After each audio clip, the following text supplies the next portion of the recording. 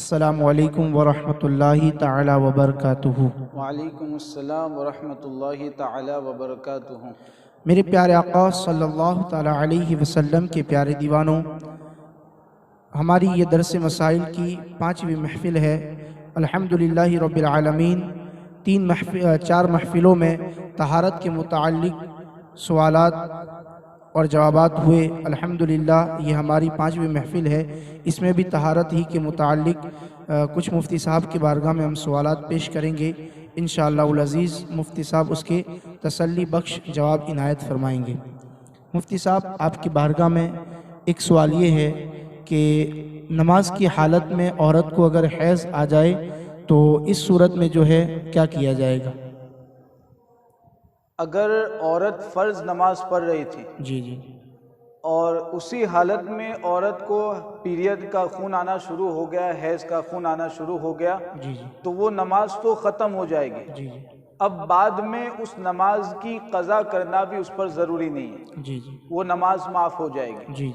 اور اگر نفل نماز پڑھ رہی تھی اور ایسا ہوا، یا سنت غیر موقدہ سنت نماز پڑھ رہی تھی، سنت موقدہ پڑھ رہی تھی، اس طریقے سے اگر نماز پڑھ رہی تھی، نفل یا سنت نماز پڑھ رہی تھی اور اسی دوران حیض کا خون آنا شروع ہو گیا، تو وہ نماز تو ختم ہو جائے گی، لیکن بعد میں اس نماز کی قضا کرنا اس پر ضروری ہے۔ پاک ہونے کے بعد اس نماز کی وہ قضا کرے گی اور دوبارہ اس نماز کو ادا کرے گی۔ اور فرض نماز کا حکم یہ ہے کہ نماز ہی معاف ہو جائے گی۔ سبحان اللہ سبحان اللہ۔ ایک سوال یہ ہے مفتی صاحب، یہ تو نماز کے متعلق ہو گیا، اگر کوئی عورت کسی عورت کو روزے کی حالت میں حیض آ گیا تو اس کا حکم کیا ہے؟ روزے کی حالت میں بھی اگر حیض کا خون آ جاتا ہے تو اس کی بنیاد پر اس کا روزہ ٹوٹ جائے گا، روزہ ختم ہو جائے گا۔ اب اس ایک روزے کی قضا بعد میں کرنا اس پر ضروری ہے۔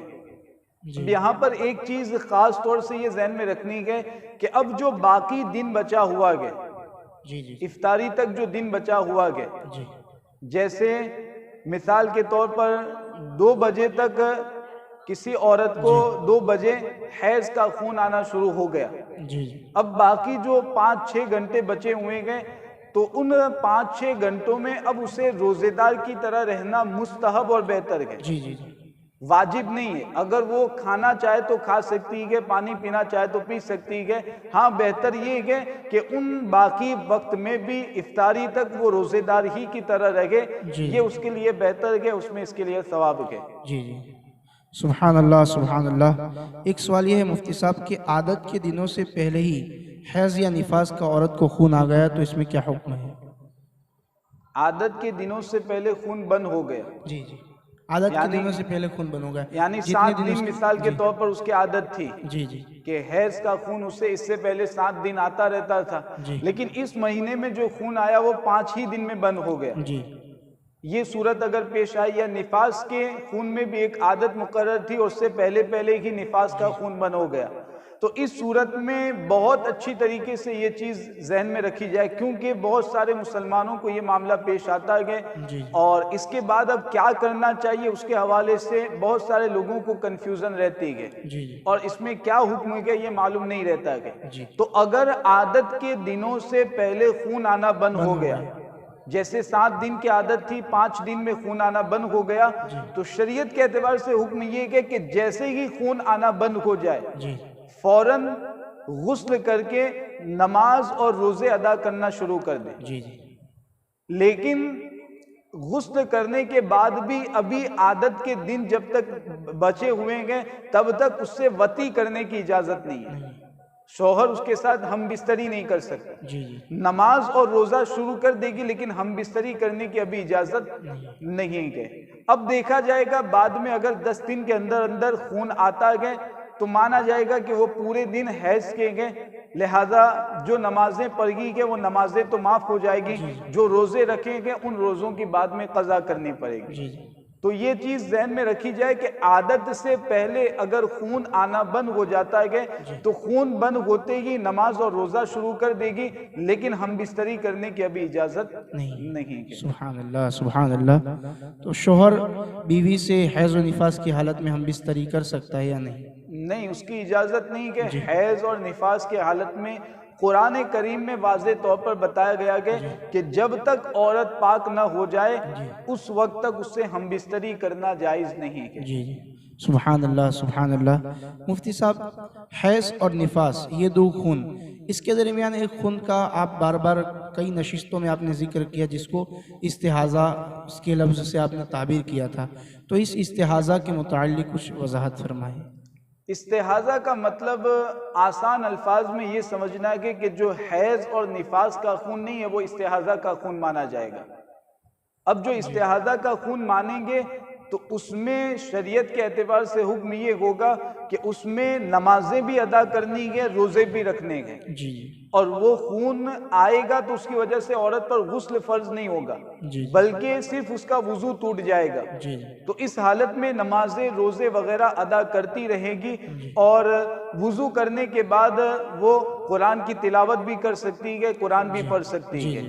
تو یہ استحاضہ کے حوالے سے خاص طور سے شریعت نے ہمیں حکم بتایا ہے۔ سبحان اللہ سبحان اللہ۔ ایک سوال یہ ہے مفتی صاحب کہ میت والے گھر میں جانے کے بعد جب واپس لوٹے تو غسل کرنا ضروری ہے یا نہیں؟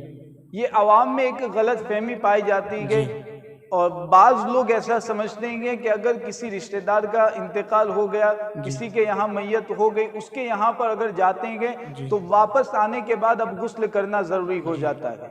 یہ سمجھا جاتا ہے کہ حالانکہ یہ بالکل غلط خیال ہے، شریعت کے اعتبار سے ایسا کچھ بھی نہیں ہے۔ اگر آپ کسی انتقال والے گھر پر گئے ہیں، میت والے گھر پر گئے ہیں اور واپس اپنے گھر پر آتے ہیں تو آپ پر غسل کرنا کوئی ضروری نہیں ہوتا ہے۔ جی سبحان اللہ سبحان اللہ۔ ایک سوال یہ ہے مفتی صاحب کہ کچھ ایسے ہمارے اسلامی بھائی ہیں کہ ان کو پیشاب کے قطرے آتے رہتے ہیں یا پھر کسی کو جو ہے گیس وغیرہ کی بیماری ہوتی ہے، تو اس صورت میں نماز ادا کرنے کی جو ہے صورت کیا ہے، اس کے متعلق وضاحت فرمائیں۔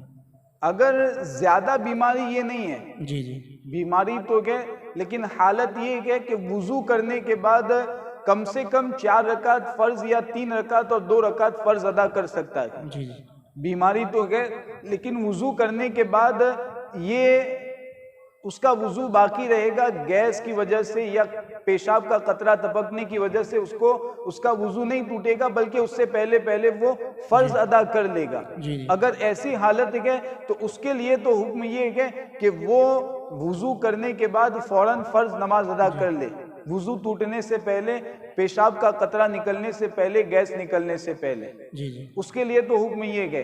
لیکن اگر کوئی شخص ایسا ہے کہ بہت زیادہ اس کو بیماری ہے، بعض لوگ ہوتے ہیں کہ تھوڑی دیر میں کچھ ہی سیکنڈوں میں پیشاب کے قطرے نکلتے رہتے ہیں، یا بعض لوگوں کو گیس کی بیماری ہوتی ہے، یا اس کے علاوہ کوئی بھی ایسی بیماری یا ایسا عذر ہے کہ جس کی بنیاد پر وضو ٹوٹ جاتا ہے اور بار بار وہ بیماری پائی جاتی ہے، وہ چیز پائی جاتی ہے اور اتنی زیادہ پائی جاتی ہے کہ ایک نماز کا جو وقت ہے تو وضو کر کے وہ فرض نماز پڑھنے کا بھی اس کو موقع نہیں مل پایا۔ اتنی زیادہ بیماری، وضو کرتا ہے کہ نماز پڑھنے کے لیے کھڑا ہوتا ہے کہ ابھی 1 رکعت 2 رکعت مکمل نہیں ہو پائی کہ اس کا وضو پھر سے ٹوٹ گیا، پھر جاتا ہے وضو کرنے، اس طرح پورا ایک نماز کا وقت اسی حالت میں اس کا گزر گیا، اتنی زیادہ بیماری ہے۔ تو اب آئندہ شریعت کے اعتبار سے اس کو معذور کہا جاتا ہے اور اس کا حکم یہ ہوتا ہے کہ اب آئندہ جو نماز کا وقت آئے گا، جیسے عصر کی نماز کا وقت داخل ہوا تو اب وہ وضو کرے گا، اور وضو کرنے کے بعد اگرچہ پیشاب کے قطرے آ رہے ہیں، اگرچہ گیس نکل رہا ہو یا اگرچہ وہ وضو توڑنے والی چیز پائی جا رہی ہے، لیکن یہ چونکہ مجبور ہے، معذور ہے، تو اس چیز کی بنیاد پر اس کا وضو نہیں ٹوٹے گا، اس کا وضو باقی رہے گا، وہ اسی حالت میں نماز ادا کرے گا۔ ہاں جیسے ہی وہ نماز کا وقت نکلے گا، عصر کی نماز کا وقت ختم ہوگا، اس کو وضو ختم ہو جائے گا، دوبارہ نئے سرے سے نئے وقت میں وضو کرنا اس کے لیے ضروری ہوگا۔ یہ ان لوگوں کے لیے جن کو بہت زیادہ بیماری ہے۔ سبحان اللہ سبحان اللہ۔ اب ایسے عذر والوں کے کپڑوں کا کیا حکم ہے؟ کیا اسے پاک کر کے نماز پڑھنا پڑے گا یا دوسرے کپڑے پہن کے نماز پڑھنا ضروری ہے؟ اس کے متعلق وضاحت فرمائیں۔ اب اس میں یہ دیکھا جائے گا کہ ظاہر سی بات ہے پیشاب کے قطرے آتے ہیں تو اندر جو کپڑا پہنا جاتا ہے اس پر پیشاب کے قطرے لگیں گے۔ اب یہاں پر بھی یہ چیز دیکھی جائے گی کہ اگر وہ اس کپڑے کو پاک کر کے یا نیا پاک کپڑا پہن کر کے اندر والا نیا پاک کپڑا پہن کر کے اگر نماز پڑھتا گئے تو وہ نماز مکمل کر لے گا، اس سے پہلے وہ کپڑا ناپاک نہیں ہوگا۔ یعنی 1 درہم جو شریعت نے حد بتائی گئے، جیسے ہتھیلی پر اگر پانی ڈالا جائے تو جتنا پانی رکتا ہے یہ 1 درہم کی مقدار ہے، اس کی حد بیان کی گئی ہے۔ تو اگر اتنا کپڑا ناپاک ہونے کا اندیشہ نہیں ہے، بلکہ اس سے پہلے اس کو یہ یقین ہے کہ وہ اس کو یہ غالب گمان ہے کہ میں نماز پڑھ لوں گا، تو ایسی حالت میں تو حکم یہ ہوگا کہ اندر والا کپڑا بدل دے اور پاک کپڑا پہن کر کے پھر وہ نماز ادا کرے۔ لیکن اگر حالت یہ ہے کہ بار بار وہ کوشش کر رہا ہے لیکن نیا کپڑا پہن رہا ہے یا اس کو پاک کر کے پھر نماز کے لیے جا رہا ہے کہ ابھی نماز مکمل نہیں ہوتی کہ پھر وہ اتنا پیشاب لگ جاتا ہے، بار بار ایسا اس نے کوشش کی اور بار بار اس نے ایسا کیا، پھر بھی یہی ہوتا ہے کہ ابھی نماز مکمل نہیں ہوتی اور پھر پیشاب اتنا لگ جاتا ہے، تو ایسی حالت میں اب شریعت کے اعتبار سے اس کے لیے بھی یہ حکم ہوگا اور یہ رخصت ہوگی کہ وہ اسی کپڑے میں نماز ادا کرے گا، اس کی نماز ہو جائے گی۔ سبحان اللہ۔ تو یہ حکم کب تک رہے گا؟ جب تک کہ اس کو وہ بیماری ہے۔ اگر وہ بیماری ختم ہو جاتی ہے تو اب جیسے پہلے حکم تھا کہ پیشاب کا قطرہ آنے سے وضو ختم ہو جائے گا، گیس نکلنے سے وضو ٹوٹ جائے گا، تو وہی حکم اس کے لیے اب بعد میں بھی ہو جائے گا۔ سبحان اللہ، سبحان اللہ۔ میرے پیارے آقا صلی اللہ تعالیٰ علیہ وسلم کے پیارے دیوانوں، ہماری یہ نشست یہاں پر ہی ہم ختم کرتے ہیں۔ آپ حضرات اگر سوالات پوچھنا چاہتے ہیں تو کومنٹ باکس میں جا کر آپ سوالات کریں، انشاءاللہ العزیز آگے کی نشست میں ان سوالات کو پوچھا جائے گا۔ اور IWM چینل کو سبسکرائب کریں، شیئر کریں، لائک کریں تاکہ لوگوں تک پہنچے اور مسائل شریعہ سے لوگ آگاہ ہو اور شریعت پر عمل کریں۔ السلام علیکم ورحمۃ اللہ تعالی وبرکاتہ۔ وعلیکم السلام ورحمۃ اللہ تعالی وبرکاتہ۔